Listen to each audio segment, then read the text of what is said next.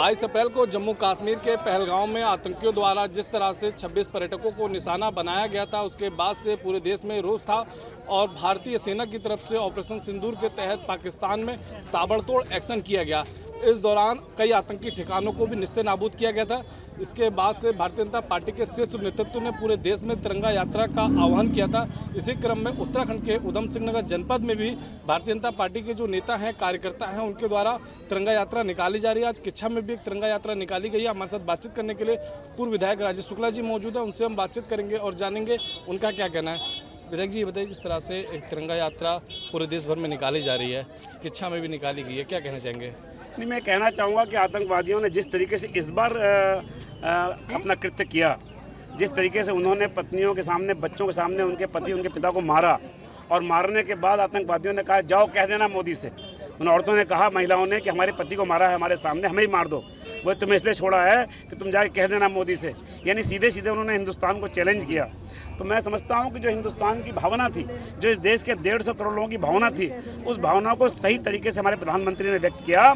उन्होंने हमारी बहादुर सेना के हाथ जो है खोले और उनको कहा कि आप इनका जवाब दो। और आपने देखा कि भारत की सेना ने बहुत बहादुरी से, बहुत रणनीति से और ऐसी अभेद्य नीति से काम किया है कि सारी दुनिया आज मान रही है कि भारत का एयर डिफेंस, भारत की सेना और भारत की कूटनीति और भारत की वैश्विक नीति इतनी मजबूत है कि आज सारी दुनिया के देश, इवन इस्लामिक कंट्रीज़ भी, जितने मुस्लिम राष्ट्र हैं, उनमें से भी अधिकांश राष्ट्रों ने, एक आध को छोड़कर, भारत का साथ दिया है। ये हमारी कूटनीतिक सफलता भी है, ये हमारे सैनिकों की बहादुरी भी है और ये हमारे देश के नेतृत्व की दूरदर्शिता और उनकी बहादुरी भी है। क्योंकि सेना तो हमारी पहले से बहादुर है। सेना ने तो कई बार पाकिस्तान को पीटा है, लेकिन बीच के कालखंड में हमारे सैनिकों के हाथ नहीं खोले जा रहे थे। कमज़ोर नेतृत्व दिल्ली में बैठता था। अब 56 इंच की छाती वाला प्रधानमंत्री बैठा है और जिसने कहा है टिट फॉर टैट, जैसे को तैसा जवाब देंगे और ऐसा जवाब देंगे उनकी पीढ़ियाँ याद रखेंगी। अभी आपने देखा कि उन्होंने कश्मीर में पहुंचकर कहा, जम्मू में प्रधानमंत्री जी ने, कि पाकिस्तान के किसी भी कोने में अब आतंकवादी सांस नहीं ले पाएंगे, उन्हें सुरक्षित कोई जगह नहीं बचेगी। तो ये नया हिंदुस्तान है, ये मोदी का हिंदुस्तान है और ऐसा हिंदुस्तान है जो दुनिया को बता रहा है कि अब हम शांति चाहते हैं ज़रूर, लेकिन हमारे घर में कोई घुसेगा तो हम उसको बहुत करारा और मुंहतोड़ जवाब देना जानते हैं। जिस तरह से भारत सरकार की तरफ से पाकिस्तान को बेनकाब करने के लिए अलग अलग दलों से सांसदों को चुना गया है, जिसमें कांग्रेस से शशि थरूर, सलमान खुर्शीद समेत 2 और सांसदों को चुना गया है, लेकिन कांग्रेस की तरफ से जो शशि थरूर के नाम पे आपत्ति व्यक्त की गई है। ये शशि थरूर जी भले कांग्रेस के नेता हैं, लेकिन उनकी विद्वता के भी लोग कायल हैं। उन्होंने यूनाइटेड नेशंस में, संयुक्त राष्ट्र में लंबे समय तक काम किया है और उनकी कूटनीति को लोग जानते हैं। प्रधानमंत्री जी ने दलगत भावना से ऊपर उठकर अपने धुर से धुर विरोधी को भी, ओवैसी जैसे सांसदों को भी इसलिए भेजा है कि हमारे घर के अंदर हमारी आपस में वैचारिक विभिन्नता हो सकती है, हम अलग अलग दलों से हो सकते हैं, लेकिन हम सब अपने देश से प्यार करते हैं। और जब देश का सवाल आता है तो भारतीय जनता पार्टी चाहे सत्ता में रहे चाहे विपक्ष में रहे, वो कहती है कि देश हमारे लिए पहले है। आपको याद होगा कि नरसिम्हा राव जी ने भी यूएनओ में भारत का नेतृत्व करने के लिए अटल बिहारी वाजपेयी जी को भेजा था, जबकि नेता प्रतिपक्ष थे। लोगों ने सवाल खड़े किए थे कि आप कैसे आ गए। उन्होंने कहा कि हमारे लिए देश पहले है, पार्टी बाद में है और हम सबसे बाद में हैं।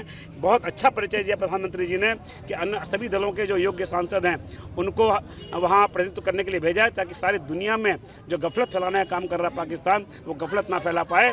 पाकिस्तान की हकीकत और सच्चाई और हिंदुस्तान का पक्ष सही तरीके से दुनिया के सामने आए, इसके लिए प्रधानमंत्री जी को बधाई देना चाहता हूँ, उन्होंने ऐसा किया।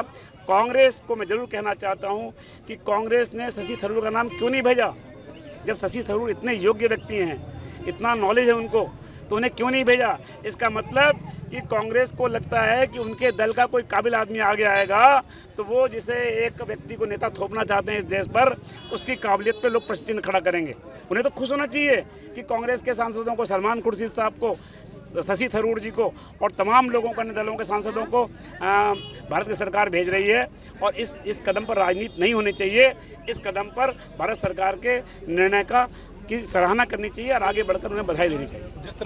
एक तरफ जिस तरह से भारतीय जनता पार्टी पूरे देश में तिरंगा यात्रा निकाल रही है, वहीं दूसरी तरफ भारतीय जनता पार्टी के कुछ नेता हैं, उनकी तरफ से भी एक विवादित बयान दिया गया सेना को लेकर, उसको लेकर आप क्या कहना चाहेंगे? केवल सेना ही नहीं, मैं तो कहता हूं कि कभी भी जब हम कुछ बोल रहे हों तो हमें अपनी भाषा, अपनी ज़ुबान पर नियंत्रण रखना चाहिए।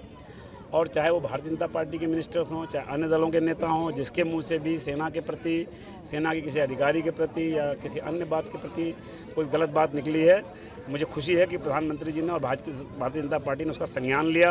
भारतीय जनता पार्टी ने उनसे माफ़ी मांगने को कहा। लेकिन मैं ये भी कहना चाहता हूँ देशवासियों से कि लोगों की नीयत भी समझनी चाहिए। अगर नीयत सही है और मानवीय त्रुटि से भूलवश किसी की जीभ फिसल गई और उसने ऐसी कोई बात कही और क्षमा मांग रहा है, तो इस पर हमें विचार करना चाहिए।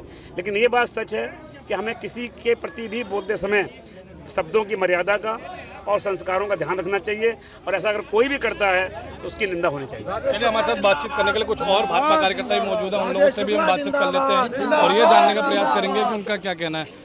गोल्डी जी, जिस तरह से भारतीय जनता पार्टी की तरफ से पूरे जिले में तिरंगा यात्रा निकाली जा रही है, आज कक्षा में भी निकाली गई है, क्या कहना चाहेंगे?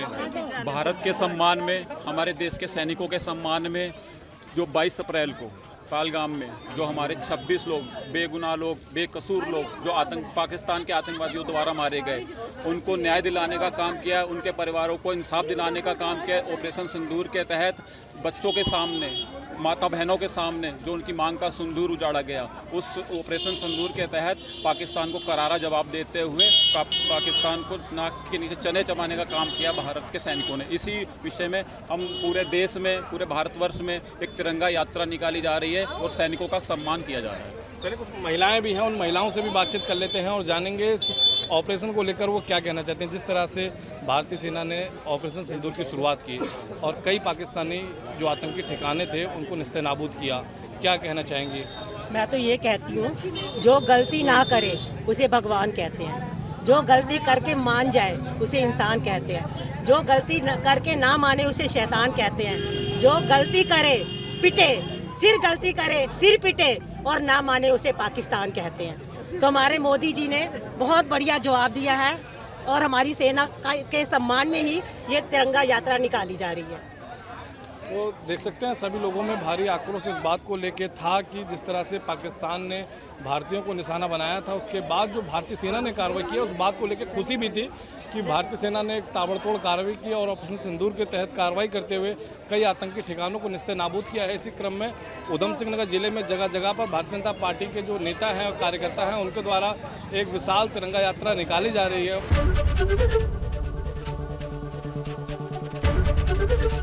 एबीपी गंगा, खबर आपकी, जुबान आपकी।